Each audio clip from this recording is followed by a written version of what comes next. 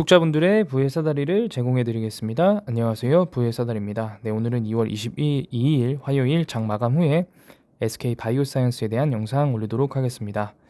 네, 오늘도 하락해서 마감을 했습니다. 일단은 러시아 이슈도 있었고요. 네. 장 시작하자마자 하락으로 시작을 해서 장중에 14만 4천 원까지 찍었다가 종가는 14만 6,500원 14만 6,500원으로 마이너스 3% 정도로 마감했습니다. 일단은 SK 바이오사이언스는 꾸준하게 말씀을 드리지만 일단은 그 노바백스와 그다음에 GBP510에 대한 투심들이 워낙 좋지 않기 때문에 주가가 계속 하락은 하고 있고요. 그다음에 지금 잠깐 확인을 해보니까 사실은 어제 미국장이 휴장이었지만 결국에 독일 쪽에 상장되어 있는 관련주들은 이제 당연히 그 거래가 되거든요. 노바백스가 어제 같은 경우에 마이너스 6% 정도 빠졌고요. 지금 이제 프리장 독일 시간으로 8시 정도 된 것 같은데 현재는 지금 3.8% 상승으로 시작을 하고 있습니다. 사실은 그 러시아 이슈들이 좀 있기 때문에 유가도 80달러까지 떨어졌다가 다시 93불까지 올라갔고, 그다음에 천연가스 같은 경우에도 올랐다가 지금 다시 급락을 한 상태입니다. 사실은 그런 관점으로 봤을 때 아무래도 SK 바이오사이언스도 이 부분에 영향을 아예 받지 않았다라고는 말씀드릴 수 없을 것 같습니다.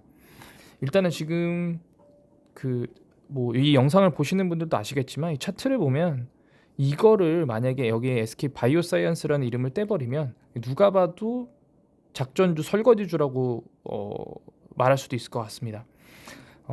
상장하자마자 주가가 조금 빠졌다가 들어 올린 후에 기간 횡보를 통해서 소위 말해서 바닥에서 매수하고 있던 사람들을 어떤 기다리지 못하게 해서 털어버리고 나서 주가를 올린 후에 그러면 이제 한 이쯤에서 다시 잡았겠죠. 이때 샀던 사람들 이쯤에서 더 갈 것처럼 하다가 결국에는 계단식으로 하락시키고 요때 한 번 더 추매를 하게 한 다음에 다시 하락시키는 그런 안전이, 이 기업이 시가총액이 10조가 넘는 기업이라고 설명하기 전까지는 전부 다 소위 말하는 잡주, 개잡주라고 생각하실 수도 있습니다.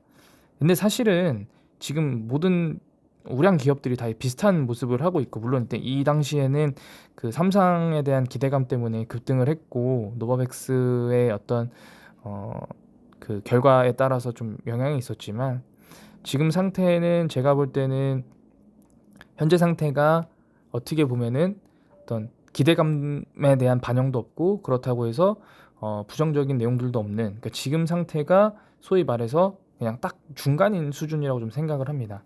14만 원대 후반에서 15만 원 초반은 SK 바이오사이언스가 가치를 더 받는 것도 아니고 덜 받는 것도 아닌 딱 적정 수준으로 받는 거고요.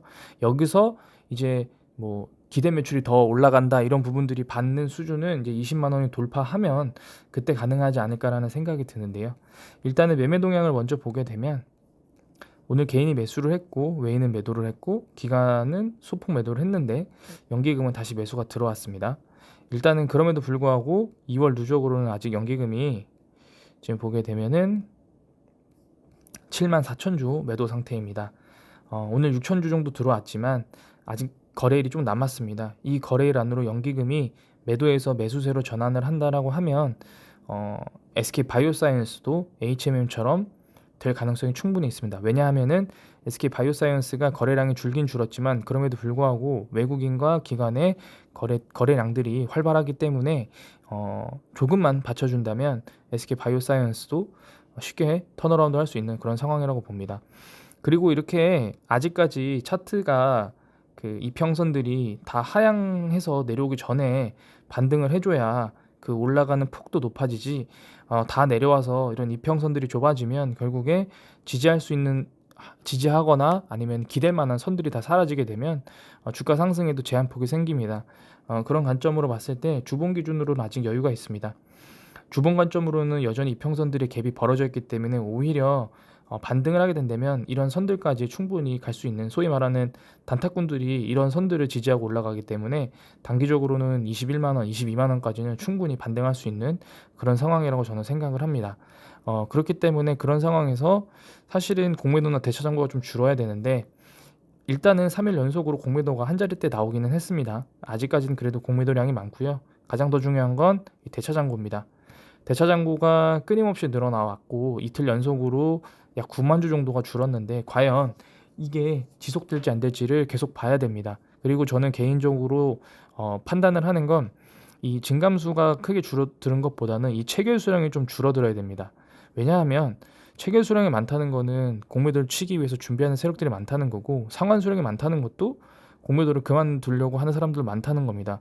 이 체결 수량과 상환 수량이 둘 다 많아버리면 여전히 혼조세라는 겁니다. 근데 지금 상황을 보게 되시면 상환 수량은 적고 상환 수량은 많고 체결 수량은 적습니다.